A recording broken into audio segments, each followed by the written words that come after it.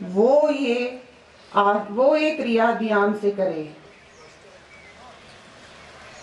पैरों को मिलाए, सांस लेते हुए अपनी बाजुओं को ऊपर की ओर उठाए। सांस छोड़ते हुए दोनों बाजुओं को सर के ऊपर से वापस ले आए। एक बारी और दोहराइए। सांस को छोड़ते हुए अपनी बाजुओं को ऊपर की ओर उठाते हुए सांस को वापस लाते हुए अपनी दोनों बाजुओं को वापस ले आए। सांस लेते हुए दोनों बाजुओं को कंधों तक उठाए और दोनों बाजुओं की उंगलियों को कंधे पर रखे और कोहनियों को आगे की ओर ले आए। अब कोहनियों को और कंधों को गोल घुमाए। 2 बारी ये क्रिया करें। अब कोहनियों को और कंधों को उल्टी दिशा में घुमाएं, एंटी क्लॉकवाइज डायरेक्शन में। हाथों को वापस लाते हुए सामान्य स्थिति में आ जाए। दोनों हथेलियां एक दूसरे के आमने सामने हो। फिर दाएं ओर मुड़े और अपने बाएं हाथ को अपने दाएं कंधे पे रखें और अपनी नजर को बाएं हाथ की ओर रखें। वापस सामान्य स्थिति में आ जाए। अब अपने बाएं हाथ को अपने दाएं कंधे की ओर ले जाए और अपनी नजर को दाएं हाथ की ओर रखें। वापस सामान्य स्थिति में आ जाए। दाएं कंधे की ओर रखते हुए अपनी नजर को दाएं हाथ पे रखें। सांस छोड़ते हुए वापस सामान्य स्थिति में आ जाए। की तरफ हो। अब सांस छोड़ते हुए घुटनों को मोड़े और अपने आप को आधे बैठने वाली स्थिति में ले आए। नॉर्मल ब्रीदिंग करते रहे। इसको सेमी स्क्वैटिंग पोजीशन भी कहा जाता है। सांस लेते हुए वापस नॉर्मल पोजीशन पे आ जाए। अब सांस छोड़ते हुए घुटनों को मोड़े और अपने आप को आधे बैठने वाली पोजीशन में ले आए। नॉर्मल ब्रीदिंग करते रहे और सांस लेते हुए सामान्य स्थिति में आ जाए। सांस छोड़ते हुए अपने हाथों को आगे की ओर लाए और अपनी कमर को इतना नीचे लाए कि हाथ जमीन को स्पर्श करे। छोड़ते हुए अपने हाथों को और अपनी कमर को आगे की ओर इतना झुकाए कि आपके हाथ जमीन को स्पर्श में रखें। फिर अपने दाएं पैर को दाईं ओर मोड़े, बिल्कुल 90 डिग्रीज पे।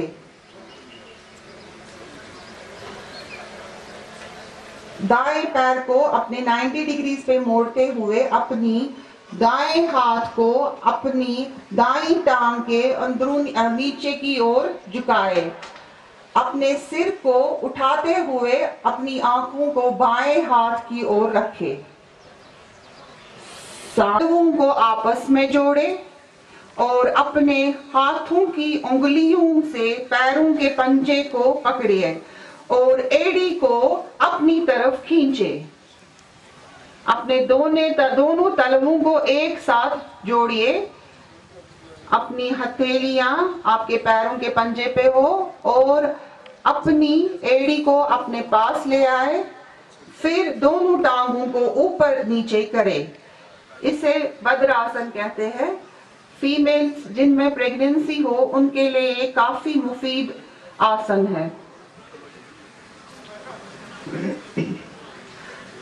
टांगों को फैलाते हुए वापस दंडासन में आ जाइए। दाईं ओर मोड़े। अब अपने दोनों पैरों को फैलाइए और शरीर को आराम दीजिए। इसे मकरा आसन कहते हैं।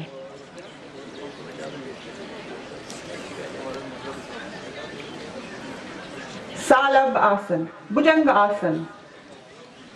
भुजंग means cobra. It is a cobra pose.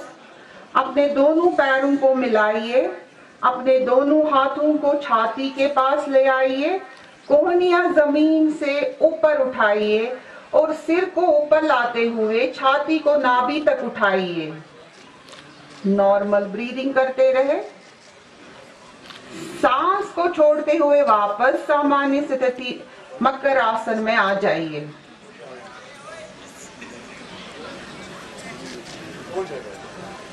सालब आसन। अपने दोनों हाथों को खोलिए और अपनी थाइस के पास ले जाइए। हथेलियां जमीन की तरफ रखिए। अपने दोनों पैरों को जोड़े, फिर बिना घुटनों को मोड़े हुए पैरों को जमीन से ऊपर उठाए। सांस को छोड़ते हुए वापस मकर आसन में आ जाइए।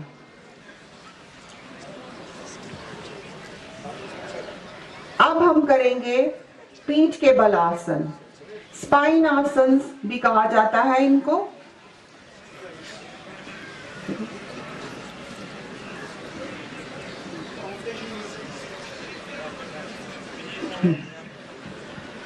सबसे पहले करेंगे सेतु बंद आसन। इसको ब्रिज पोज भी कहा जाता है। पेप्टिक अल्सर हर्निया वाले पेशेंट्स इस आसन को ना करें। अपने पैरों को अपनी तरफ लाते हुए घुटनों के पास मोड़े और अपने पैरों को कमर की पास ले आए। अपने हाथों से अपने पैरों की एड़ियों को पकड़े और अपनी कमर को धीरे धीरे जमीन से उठाए। अपनी कमर को धीरे धीरे जमीन से उठाए। सांस को वापस छोड़ते हुए नॉर्मल पोजीशन पे आ जाए।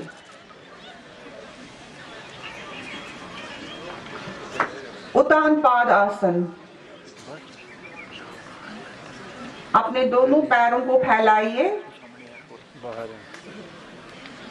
अब अपने पैरों को जोड़िए। अपने हाथों की हथेलियों को जमीन की ओर रखें।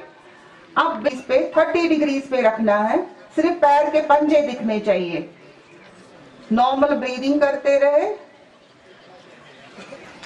सांस को छोड़ते हुए वापस पैरों को जमीन पे ले आए। अर्धहल आसन, हाफ बुलक कार्ड पोज भी इसको कहा जाता है। कमर को जमीन पे रखते हुए अपने हथेलियों को जमीन की ओर रखें और अपने पैरों को बिना घुटनों के पास मोड़े हुए जमीन के साथ 90 डिग्रीज का एंगल बनाएं। जिससे जितना हो सकता है वो उतना ही करें।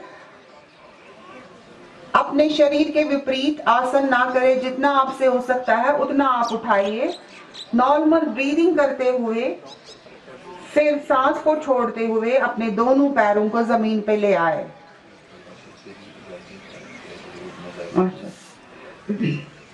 शवासन। शवासन को करने से पहले हम पवन मुक्त आसन करेंगे। अपने दोनों हाथों को अपने पैरों के पास अपने घुटनों को आपको आराम वाली पोजीशन में ले आए। अपनी कंसंट्रेशन को अपने नोज के टिप की तरफ या अपने आईब्रोज के बीच में लाते हुए अपने आप को महसूस करें। अब आप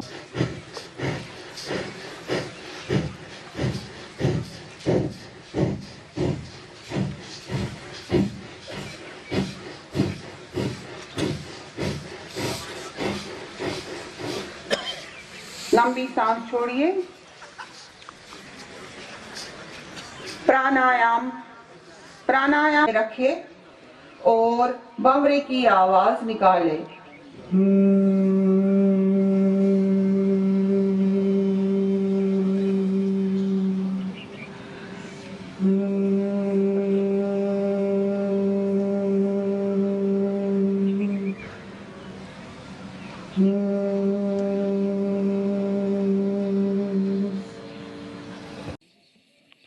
आप सभी को 8वें अंतर्राष्ट्रीय योग दिवस की मैं हृदय से शुभकामनाएं देता हूं। मैं आप सभी के उत्तम स्वास्थ्य, आरोग्य जीवन की कामना भी करता हूं। जैसा मेरे पूर्व माननीय मंत्री जी ने बताया, इस वर्ष मानवता के लिए योग थीम पर पूरे देश में और मैं कहूँ कि विश्व में योग दिवस मनाया जा रहा है। और हम सबके सम्माननीय प्रधानमंत्री श्रीमान नरेंद्र मोदी जी के नेतृत्व में 75 आइकॉनिक स्थानों पर योग का आयोजन हो रहा है। वैसे तो पंचायतों से लेकर के मुझे लगता है कि हर विद्यालय में अनेक स्थानों पर योग हो रहा है, लेकिन आज़ादी के अमृत काल में आज़ादी के 75 वर्ष पूरे होने पर 75 आइकॉनिक स्थानों को भारत सरकार ने चिन्हित किया।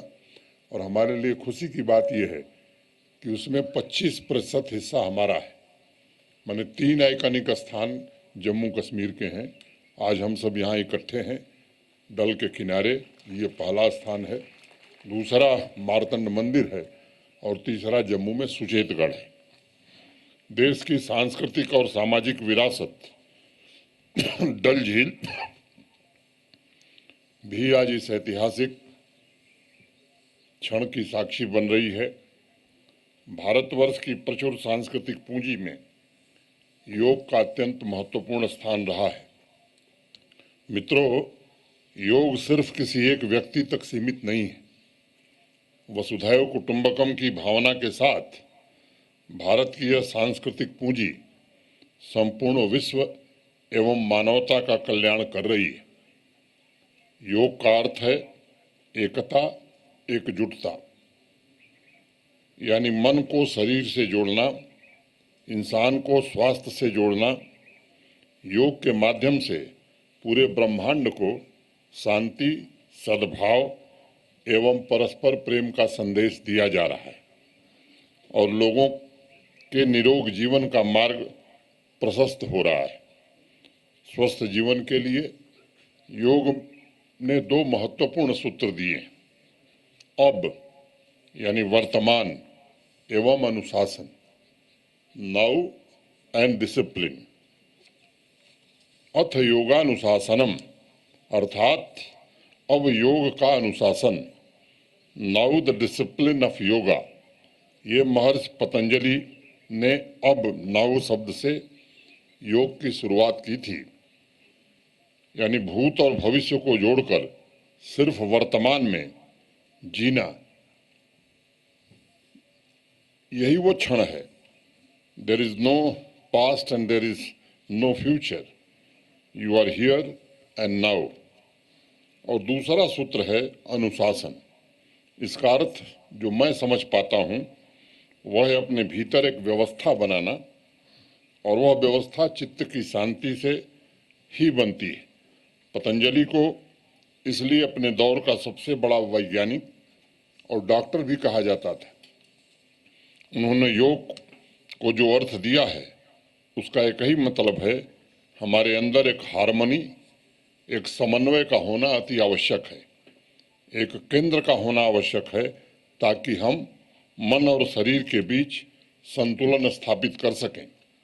प्राचीन ग्रंथों में योग के सूत्र की व्याख्या करते हुए अनेक विद्वानों ने कहा है कि भूत और भविष्य में जीने वाला व्यक्ति अंदर से एक भीड़ होता है।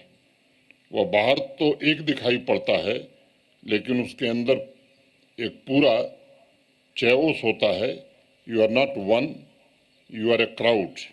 और पतंजलि इंसान को वर्तमान में तथा स्वयं के केंद्र में जीने की सलाह देते हैं, तभी योग की शुरुआत हो सकती है। जिस दिन देश में हार्मनी से जीने लगते हैं हम सब, उसी दिन जीवन में बहुत बड़ा बदलाव आता है। और ये बदलाव है स्वयं की शक्तियों को समझने का, अनुभव करने का। और इस ताकत को यदि हमने प्राप्त किया तो मुझे लगता है कि एक सुखमय जीवन हम जी पाएंगे। इसलिए योग में हम जितने भी आसन करते हैं, वास्तविकता में वह सिर्फ शरीर से ही संबंधित नहीं है, सिर्फ वो कसरत नहीं है, बल्कि वो हमारे वर्तमान में होने की क्षमता को दर्शाती है। पतंजलि ने लिखा है कि अगर आप शांत भाव से शरीर को बिना हिलाए एक ही अवस्था में 1 घंटे बैठ सकते हैं, तो आपके स्वस्थ शरीर और मन का विकास होना शुरू हो जाता है। लेकिन इसके लिए आवश्यक है कि सबसे पहले हम हार्मनी में हों, हम समन्वय में हों। जब हम स्वयं हार्मनी में होंगे तभी सामुदायिक स्वास्थ्य की चिंता कर सकेंगे। और इसलिए योग का विशेष बल इस बात पर है कि प्रत्येक व्यक्ति की स्वास्थ्य की रक्षा करके कम्युनिटी को स्वस्थ बनाया जाए, कम्युनिटी के स्वास्थ्य की चिंता की जाए। अभी मेरे पूर्व मुख्य सचिव डॉक्टर मेहता ने आपको बताया, कोरोना महामारी की दूसरी लहर में जब पूरी मानवता स्वास्थ्य की समस्या से जूझ रही थी, तब एशिया तथा पश्चिम के देशों के डॉक्टरों और नर्सों ने योग के सहारे लोगों के श्वसन तंत्र को मजबूत बनाने की पहल की। हार्वर्ड यूनिवर्सिटी के पब्लिक हेल्थ रिसर्च विभाग में तो बाकायदा रिकमेंडेशन जारी करके लोगों से योग करने की अपील की थी।